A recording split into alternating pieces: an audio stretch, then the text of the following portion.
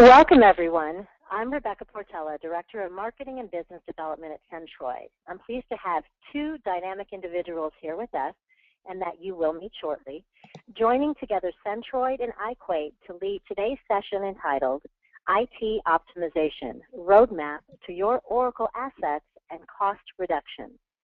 In just a few minutes, we'll explore the challenges around licensing, staying compliant, and also obtaining the true value of your Oracle investment by utilizing our IT optimization tool. Before I introduce our speakers, I wanted to give you a couple of points regarding the agenda flow for today's session. We'll first kick it off with a brief background of our expert hosts or presenters, who will then lead the session into Centroid and iQuate's background and expertise within the core of IT optimization, Oracle assets, and cost reduction. We absolutely encourage questions, so at the close of our presentation, we will leave sufficient time for our Q&A session, so please don't hesitate to get your questions ready, and you could share them easily via the chat box on your screen. Now, for just a little bit of intro or background on our speakers. First of all, we have Donnie Hamlet, Technology Specialist at iQuate. Donnie is a talented technologist with a proven track record for developing, managing, and also closing complex technical sales opportunities. He has over 15 years experience in information technology and enterprise sales, with a background as a systems engineer and sales professional. Our second speaker is Harold Halpern, Director of Sales, Northeast Region for Centroid. Harold has over 20-plus years of technology, hardware, software experience, and over 12 years expertise around Oracle licensing, software compliance, and IT optimization assessments. So with that, welcome to our speakers, and we hope that everyone enjoys the session today. Donnie, take it away. Hey, thank you so much. I really appreciate it, Rebecca. So let me start off by introducing iQuate. We were founded back in 2002. We have offices throughout the world, but we are headquartered in Dublin, Ireland. We received a wonderful distinction last year of being selected as a cool vendor by Gartner before operations. Now, where we focus on is very large companies with very complex networks. And where we help these companies is helping them to get deployment intelligence around the big four vendors that we see within the data center. These vendors are Oracle, IBM, Microsoft, and VMware. And every large company that we deal with, we see one or all of these vendors in their environments, and they typically have million-dollar contracts with each one of these vendors. That's how pivotal they are to the data center. Now, the way we help these companies understand what their deployment positions are with these vendors is through two technologies that we provide. One is a purpose-built agent-less discovery, inventory, and measurement platform called iQSonar. And another component of iQSonar is called iQExplore. What it does is it takes all the scan results that we gather from the environment that are necessary to determine the license position, and what we do is we provide a BI face to it. So we allow people to very easily see trends and patterns so they can take actions on their environment to improve and control the licensing of these very expensive enterprise software titles. So that's who iQuate is. Harold? Thanks, Donnie. And Centroid is a Oracle Platinum partner, really a top 25 strategic partner with a national presence across the entire Oracle Red Stack. So we do app time, starting down at the server and storage level and going all the way out to the front-end ERP. We've been around since 1997. We've got over 150 Oracle professionals with offices in New York, the Midwest, in Detroit, in Dallas, in Northern and Southern California, and in Hyderabad, India. And we focus, like I said, up and down the Oracle stack, from project-based implementations, upgrades, customizations, to managed services, through license resale and license optimization and IT asset management. Rebecca? All right.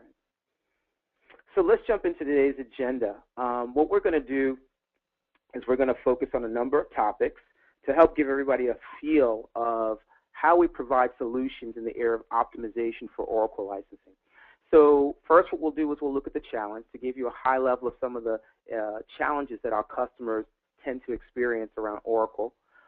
Then what I'm going to do is I'm going to pass it over to Harold, and he's going to talk about some of the techniques to go about optimizing organizations' Oracle position, at which point he's going to pass it back to me, and I'll talk about the technology that's required to really get an accurate picture of an Oracle estate.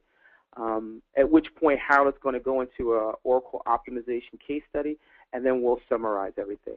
This is a really complex topic, so we could really spend 3 or 4 hours drilling down to it in depth, but the goal of this is to give a high-level overview of the capabilities that iQuay provides and the capabilities that Centroid provides and how we can help organizations like the ones who have joined us for today's call. So with that, let's move forward. Let's talk about this challenge.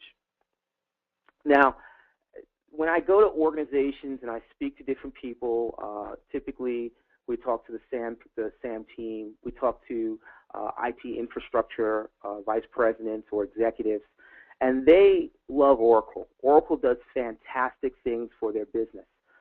It empowers their business. It gives them visibility into where the business is going. Those databases back all their critical business processes. But the challenge is that as much as they love Oracle and as much as value as it delivers to their business, they have a hard time understanding where Oracle is deployed, how Oracle is deployed, and how it's being used. And you have to think about it. Typically, when we're talking to customers that have anywhere from 500, I should say 250 to more Oracle databases, it becomes very difficult to understand what's happening in those environments. And some of the things that makes understanding what's happening so challenging is, think of this. In the past, you used to have one physical box. You'd have a physical server. You'd have an operating system installed on that physical server, and you just deploy Oracle to it. And it was very easy, for the most part, for you to go and walk and touch that physical server and know how many cores were running on the underlying server, which is how Oracle is licensed. But today, when you think of the complexity of IT environments, we have a lot of different unique things that have happened in the last year.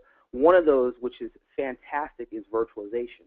So virtualization, we see a lot of organizations moving to a private cloud, or they have a private cloud, and this private cloud, or they have dynamic provisioning where someone can go up, click a few buttons, and they can automatically provision an Oracle server in their environment.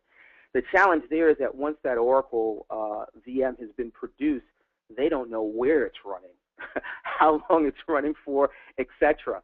So from an operations perspective, it's a really great capability that you have virtualization and you can, pull up an Oracle VM on demand. But from a licensing perspective, it's almost near impossible or very difficult to track these.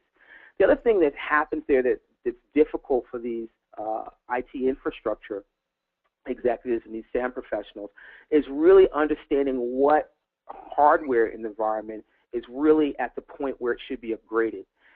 Some of the things that you can do from a low-hanging fruit perspective, and we'll talk more about this in the optimization section of today's session, is to look at how you deploy faster processors with faster cores that will give you greater performance for the same price buck you were paying for older, outdated processors that many, that may be running some of the older Oracle instances in the environment. So really complex for them to understand what they have out there. Now, what adds to all this complexity is the fact that you have the businesses.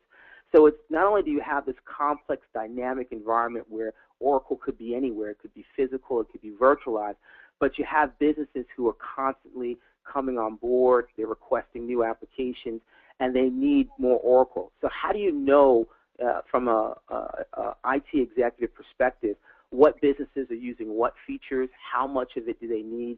It's super, super, super difficult to track. And when you take the complexity of IT, the complexity of what the business is demanding, and then you couple that with the fact that you have to figure out what you're entitled to use from past contracts, it makes it enough to almost make you want to pull your hair out. And typically when customers call us, they've come to points where they're not sure exactly what they have in place and they need to get their heads around it, or they could be at risk of being faced with an Oracle audit. And add that to the difficulty is that when you talk about server platforms, particularly Unix and Linux, a lot of the tracking for those platforms are done by spreadsheets, and they're not even done by a single group. They may be done across multiple business units that own those Oracle databases, whereas the underlying infrastructure, which you need to know about, may be managed by other completely different groups. So even figuring out who has access to everything and the big picture is super challenging. Can we just move forward? Now, you would think with this level of complexity and this type of challenge, you'd have a team of individuals or a small department who would be focused on figuring out, exactly what's deployed, where it's deployed, and how it's deployed, so they can save millions of dollars in licensing. But the very reality of it is that it's often a few people, maybe 2 or 3 people, who are tasked with figuring out where Oracle is deployed in these environments, how it's being used, what the trends are for use and business demand, and it's almost overwhelming. So these organizations are really squeezed to do more with less. Next slide, please. So when you think about it, it really creates a tightrope, because what these licensing executives do and these infrastructure executives do is that they need to achieve a balance. They really need to have visibility into what they're doing with Oracle, so how it's being deployed, how it's being used, so they can figure out what their future growth is going to look like. So the tightrope is they have to figure out how they don't under-license, so it's not a compliance risk, versus them over-licensing, because that starves funds from new IT initiatives that are taking place. So they really have to walk this critical tightrope to figure out how to right-size and spend for Oracle in their environment. Harold? Thanks, Donnie. So, Donnie makes some very, very good points. And to just elaborate before I get to this, I was just talking to a CIO recently, and his answer about managing Oracle licensing is you need a PhD in Oracle licensing to understand and manage it. And really, the key critical elements are just exactly the way it's laid out. It's getting accurate, fully visible 360-degree picture of your Oracle estate, and then mapping that back by laying it over your entitlement rights that are in your original software purchase agreements and what you're currently supporting on your support renewal invoices, and then looking at how to optimize the deployment inside of your environment to leverage the investment you've made and to allow you not only to operate within the framework and the entitlement rights that you're granted, but also to be forward-looking to ensure that you can go and take care of where you want to grow the business, and looking to rebundle, repackage, repurpose existing licensing to ensure there are no gaps from an entitlement rights perspective, and also from a future forward-looking perspective to cover any organic or external growth needs that are required. All right, thanks, Harold. So let me talk about getting an accurate picture of your Oracle estate. And this is really the technology part of the conversation, and you'll see why very shortly. So when you're trying to figure out what your Oracle estate looks like, you're trying to understand your deployment position, you have 2 paths that you can go down. One is a manual scripts path. So if you go to the Oracle website, the LMS website, you have the capability to download scripts, and these scripts you can run individually on each Oracle server if you, A, know where it is, and B, you're not concerned about performance impact, because these scripts can impact performance.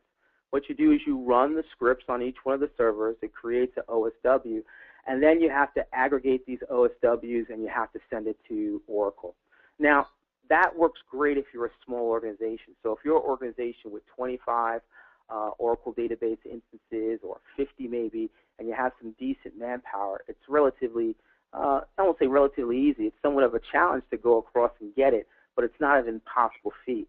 But I want you to imagine that you're a global organization or you're a national organization. You have 3, 4, 5, 6, 7 data centers, and then you're not sure where Oracle could be deployed because it's managed by different groups, different organizations, different departments. That makes scripts very challenging. The other issue really when it comes down to scripts is that the OSW report that's produced by the scripts is it's really unintelligible to human beings. It's meant to be fed to Oracle. Oracle LMS pumps it into a system that they have, and it helps them figure out what's going on. Now, even those OSWs aren't really complete because they tend to lack information that details things like virtualization and clustering, which, as I'll talk about later on, are pivotal to understand your position. So bottom line is that if you're a relatively small environment, or even I would say I wouldn't even say mid-size. If you're a small environment, then to manually use scripts and collect the information may be viable. But if you're a mid-sized to large environment, then it's going to be very challenging.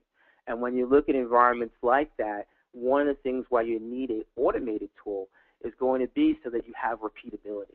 Because for you to figure out how trending usage of Oracle databases and options are in management packs, you need to be looking at the environment periodically. So every 2 months, every 3 months, to see how the environment is trending and how you're making use of that, particularly if you have something like a ULA in place. So very, very important. The automated tool is also going to be able to be done with a few people. So whereas you need an army of people to go out and look at machines and collect data, you know, an automated tool is going to give you the capability of repeatability and ease. So I would hope after this just quick synopsis, you would understand that the automated tool is the way to go. Now, if we move to the next thing, is that how would you go about selecting an automated tool? So let's give you a what-if scenario. We typically get calls from customers that say, hey, we had a conversation with our Oracle rep. They don't think that our licensing position is correct, and they're looking at potentially coming to do an audit for us in the next 3 months. We need to get our environment together and figure out what we have. So the issue becomes if you need to figure out what's in your environment, you're large, you're complex, how do you pick the right tool for that process? Well, Oracle has a verification process, verified by Oracle. iQuate was one of the companies. We were the premier company that pioneered that with Oracle, and we were the first company to receive that verification. But I'm going to talk to you more about it. So people will typically go to Oracle LMS website. They'll look at the different tools that are there, and then they'll make a selection. But let me give you some insight into some of the things you should use to select a tool. So can we move forward to the next slide?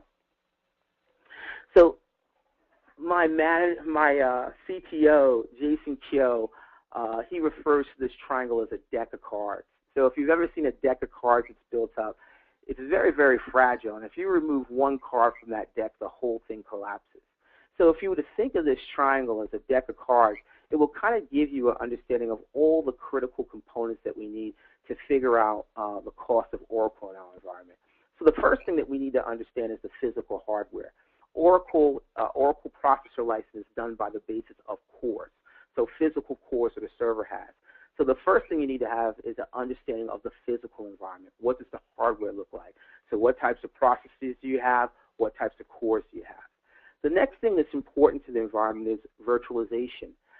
And virtualization is very challenging. There are very few tools that give visibility into virtualization. That's one of the areas where we actually excel.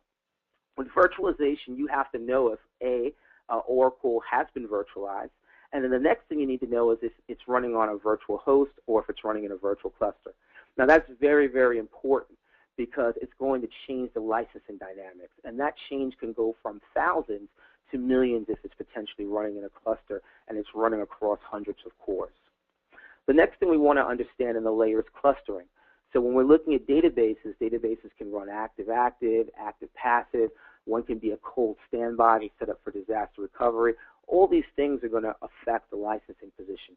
And again, most of the tools that are in the market, they don't provide adequate information to clustering. Next level that we want to look at is installed software. So what version of the Oracle database are we looking at? And then finally, to figure out the last layer to figure out our cost, we need to understand the software configuration. So we need to understand, options, what options are in use versus what's installed, because you pay for what's in use and not what's installed. I'm sure Harold's going to talk about some of the wonderful ways that Oracle will actually install and turn on options for you. We need to look at management packs, and you need to look how it's even being used. For example, if you are a user of a solution like SAP, that Oracle license is usually bundled in the cost of SAP, and you would need visibility into that software configuration layer to see, hey, this is Oracle that's running SAP, and I've already licensed it through SAP, so I don't need to go and relicense it through Oracle. So these are some of the things that are pivotal for you figuring out what that cost looks like. If you don't have this information, you really have no idea on how to go about the optimization process and to figure out how to control the cost in your environment because you have no visibility. Can we move to the next slide? So let's talk a bit about what iQuate's technology, iQSonar, does. So the first thing that we do is that we deploy a VM in the environment. It's very simple to deploy. The next step we do is we use a methodology, and the methodology is referred to as DIME. DIME stands for Discovery, Inventory, and Measurement. I'll speak to what each one of those do very quickly. So for the Discovery section, what we do is an IP sweep of the environment. And when we do that IP sweep, we figure out an idea of what the environment looks like based upon what responds to IP type connection, whether it's a ICMP or it's a port type connection. But if it has a TCP/IP stack and it can answer back, we're going to actually discover that device. Now this is very, very important, and I need to make a huge distinction of it, because when you look at technologies that use agents, one of the things that's well known about agents is that they typically don't get full coverage of their environment. If you have a well-deployed agent, you may get it 90% coverage of the environment. And if you think about that for a minute, let's say you have something like, let's say you have 300 servers, and let's say you get 90%, so that leaves you 30% of the servers that you didn't actually connect. I want you to think of what the price would be if you just look at the base cost for Oracle Processor License Enterprise Edition, which is $47K. So multiply $47K by the 30 machines that you didn't get, assuming that they have one single core. And the reality is that those 30 servers will have more than one core. So you can figure out the impact if you're depending upon an agent-based technology if you're trying to understand your Oracle position. It's just not adequate. So we do our discovery via IP scan. The next step we do is that we securely connect using credentials that are provided to us by the customer. We securely connect to each device we discovered to inventory. Could you just advance the slide? And when we do this, we iterate through each one of these different layers to understand what's been deployed in the environment and how it's been configured. So we look at the hardware layer, as I talked about before. We look at the virtualization layer. So virtualization layer could be Hyper-V. It could be VMware. We look at the operating system layer. It could be Windows. It could be Linux or Unix. And this is particularly relevant because there are almost no tools that exist that give you real visibility into Unix and Linux systems. And we provide that level of visibility. Clustering. And then we look at the enterprise application layer, which will tell us what type of Oracle has been installed in the environment. Is it enterprise? Is it standard? Can we just advance the slide? And that takes us to the next component after we look at discovery and inventory, which is measurement. So what do we do that makes us really special? We're the only company that I'm aware of that uses the term measurement, because what we do is we take all the information that we discover, that we gathered during our scanning of the environment, and we go through a correlation process to see how everything is related, because every component of that network that we scan is interrelated, in fact. So some of the things that we're going to do is we're going to figure out what database is in use. So is a database being used or is it not being used? We're going to figure out what options are in use versus what options are installed. We're going to be able to understand management packs. And then some of the really sexy, special things that we do, and I say sexy and special from a technology perspective, and you can tell I'm a techno geek, is that we do things like CPU correction. So iQuate let Microsoft know a number of years back that when we hit the WMI layer, to scan a machine to figure out how, what the underlying hardware looked like, the cores, we were getting incorrect results back. And they actually acknowledged that there was a bug in the way that the WMI stack reports, so it won't always report back the correct number of cores. Now, again, when you're looking at the cost of a core, then this list price is going to be much cheaper, but the list price of a core being around $47K, that's nothing to sneeze at. So some of the things that we've done with our technology is we provide CPU correction. So we actually have CPU tables that match to different hardware platforms, so we can have an understanding of if that particular server has purported the incorrect processor and the incorrect core count. In addition to that, some of the other things that we do with measurement include Oracle middleware. Again, we're the only technology I'm aware of in the industry that finds Oracle middleware. And then one of the most important things we do is we're able to see the relationship of an Oracle VM to the host or cluster that it resides in. Let me just take a minute to kind of talk about that, because, well, don't go forward. Go back for a second. Let me just take a minute to talk about that, because it's very, very significant. Virtualization is a double-edged sword. If it's done right, where you take, you designate a cluster and you overload that cluster with Oracle instances, then you can really get a surplus of licenses that exist. And that's one of the low-hanging optimization techniques that we'll use to help an organization consolidate licensing and save costs. However, if you don't have visibility into that virtualization stack, again, with Oracle licensing, you're required to pay for every core that VM can come in contact with. And if it's in a cluster, you're required to license that whole cluster. That becomes a compliance risk if you have no visibility. So having visibility into that layer is absolutely pivotal. And with the fact that most environments that we're looking at now are looking at private cloud technology or dynamic provisioning, it becomes critical to have visibility into it. Not only know where it is, but to know over time how it changes. And our technology provides that capability. Can we move forward, please? So let's take a brief minute to talk about Oracle verification, Oracle licensing, and then I'll pass it on to Harold. So what do we need? What does the Oracle verification process consist of? Now, what we need, based upon what I talked about earlier, is that we need discovery, so we need to know where all the software is. We need to understand the database layer to figure out the addition, the option packs, etc. We need to understand core counts for the Oracle processor license, so that's critical for us. And then we need to understand how virtualization has been implemented for our Oracle instances that have been virtualized. Now, can you forward it, please? Advance the slide. What the Oracle verification process does, it only verifies that the way that the information was collected from the database layer is accurate, right? So that's what their Oracle verification. So if it says verified by Oracle, it covers the database. It means that Oracle LMS agrees with how that particular vendor has queried the database and has gathered information about the additions, the versions, the options, and the option packs that are used versus the option packs that are installed. That's what Oracle verification does, just that one layer. But as you can see, can we advance the slide forward? To figure out a licensing position, we need to understand everything. We just can't understand that database layer. We have to have discovery. And the challenge here is that many tools, because they don't understand things like Unix and Linux, they have to get feeds of discovery from other sources that may or may not be viable and reputable. We need information about core counts. We need information about the virtual host and virtual cluster. Again, a lot of tools have challenges getting that information around the virtualization layer.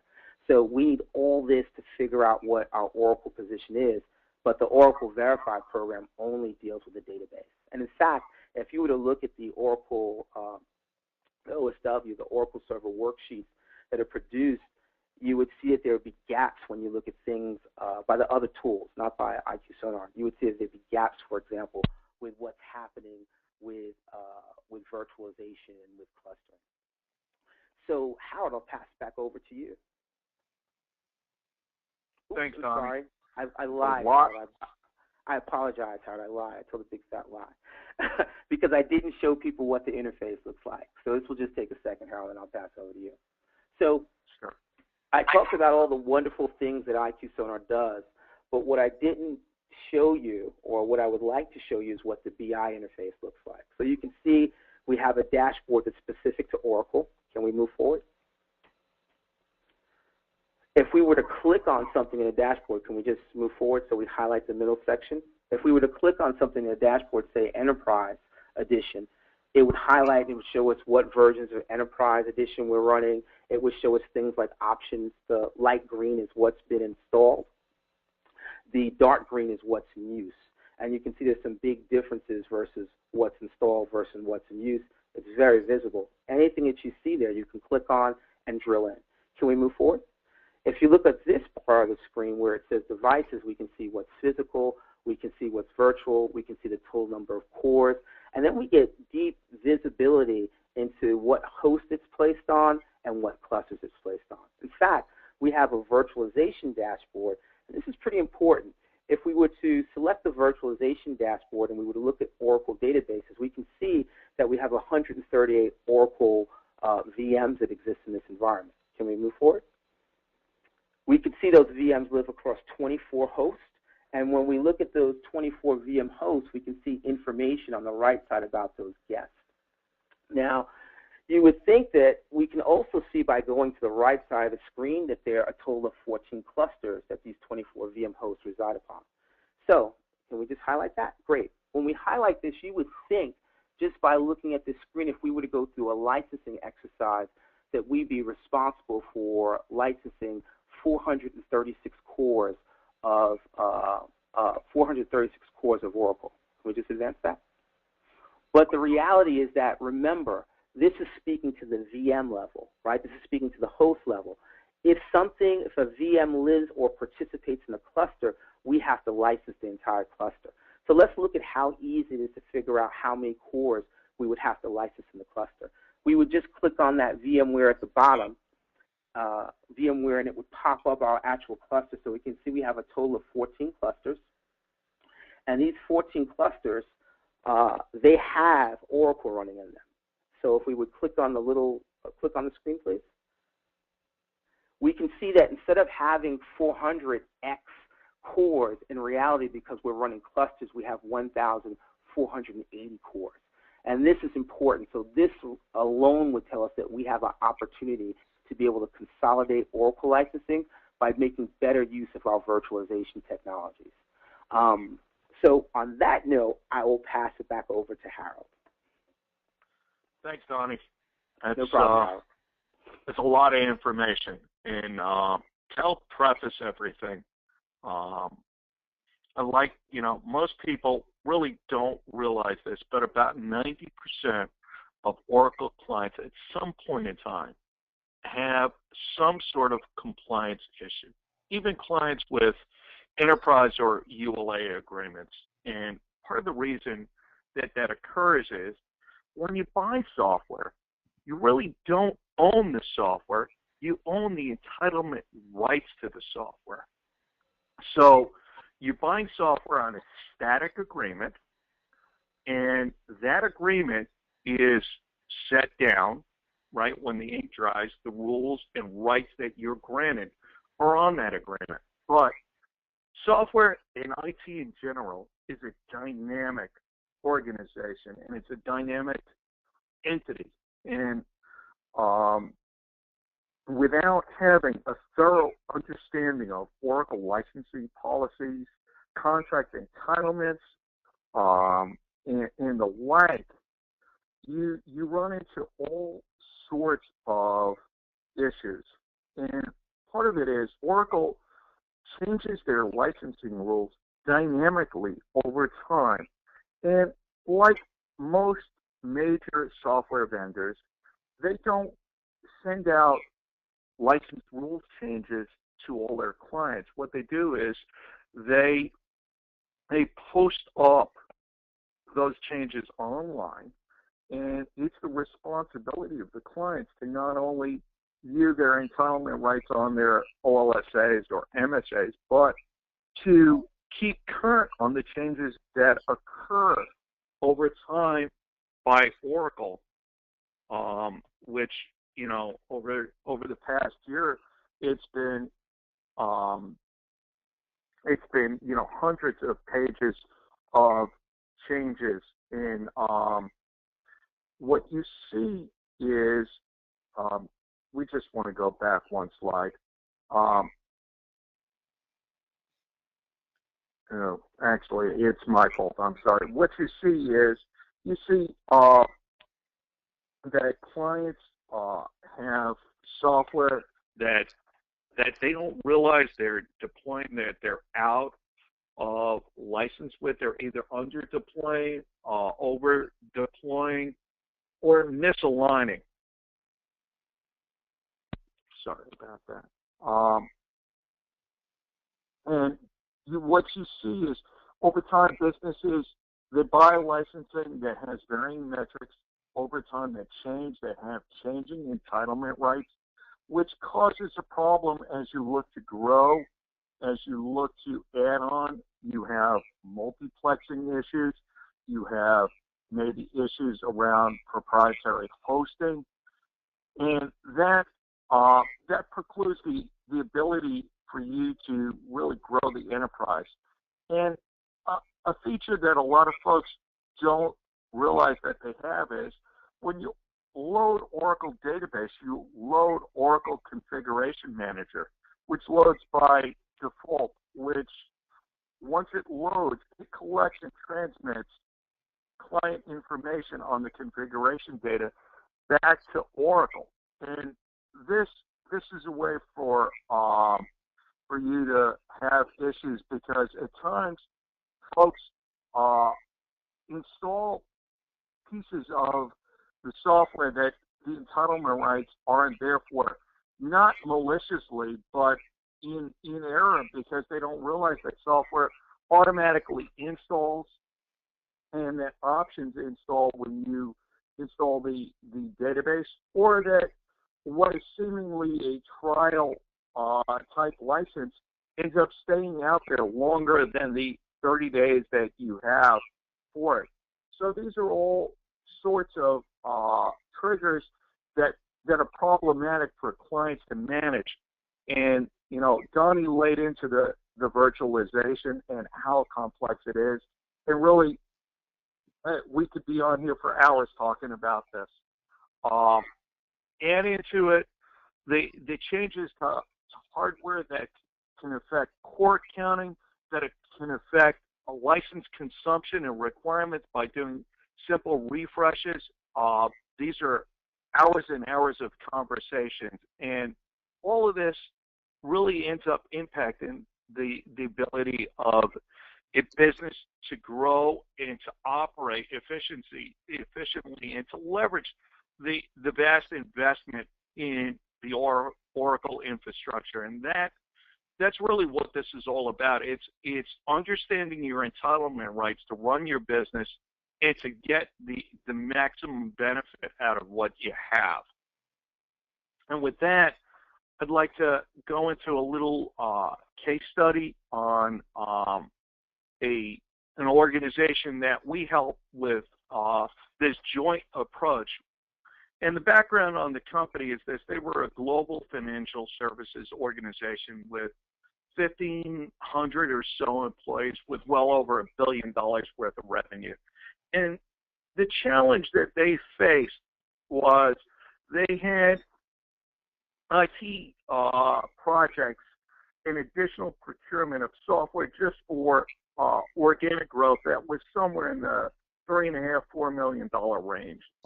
Their infrastructure consisted of a lot of aging systems, and the way the business itself wanted better SLAs, finance wanted their applications upgraded, and the way they procured things were that procurement managed not only the procurement process, but the license inventory of their core technology and their applications and the infrastructure. But as everybody started to plan for their future, what they realized was they had a hard time understanding this plethora of licensing rules, this layers upon layers of multiple types of licensing for a similar product that changed over time, where they were looking at users, concurrent users, lines, cost of goods sold. People, they were kind of stumped as to how to initiate these new projects and leverage what they had and make it efficient. Well, what happened was they called Centroid in, came in. We did a deep dive discovery using the iQSonar to inventory and measure exactly what they were deploying both on physical and on virtual cores. We took that information, we layered it on top of what their entitlement rights were in their original software purchase agreement and what today's licensing rules were for those same products with those same metrics. And then we looked at what their hardware was today, what that was causing them from a consumption standpoint, and how that was kind of precluding growth. And what we did from there was we optimized their footprint by taking the data that was uncovered, right? We found a lot of areas to consolidate down on the hardware, to remove the need for licensing by going onto a engineered platform, right, which freed up a significant part of their software entitlement rights that could be then repurposed to carry forward for forward-looking projects. And then what we did also was put in an Oracle on Oracle engineered footprint, which consolidated down the 39 servers to a footprint of 9, which increased performance, decreased the need for labor, decreased cooling consumption, and optimized their overall footprint. So at the end of the day, what they did was they refreshed their hardware, they reduced their need for future licensing, they cut their future spend well into the 7 figures while refreshing their hardware and saving costs on infrastructure, cooling, power, and labor. And the project was a home run. Finance was satisfied, IT operations were satisfied, and it met NBOs across the board. And that's just one example of how managing your entitlement rights can affect not only business operations, but financially impact the organization, not only from a risk avoidance perspective, but from an operational efficiencies perspective. And that's kind of a good example. And if you'd like, to talk to us, we'd be happy to further elaborate on a separate time. Donnie? Hey, Harold, thank you so much. So let's talk about to summarize all of this. Bottom line here is that most companies are really having a challenge in realizing the value in their Oracle investment simply because the environment is super complex. As you can hear, the factors that Harold talked about and I talked about, there's a lot to deal with. You have to understand entitlement. You have to understand what the actual deployment position is, and that information can be, that challenge can be overwhelming to a lot of organizations. The good news is that iQSonar can provide you with the detailed and accurate information about your Oracle estate, so you know your exact deployment position.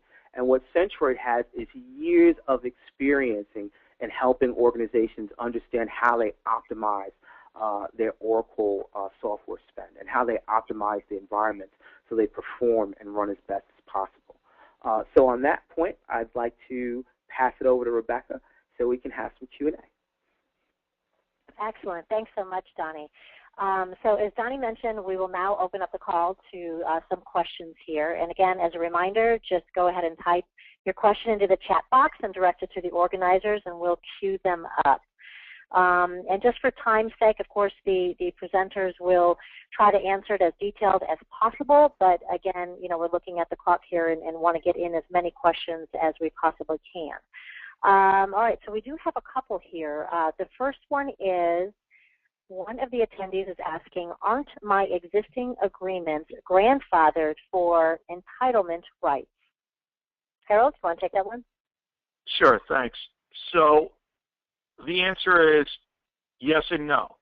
Your entitlement rights are what are codified on your original software license agreement, whether that's an OLSA or an SLA.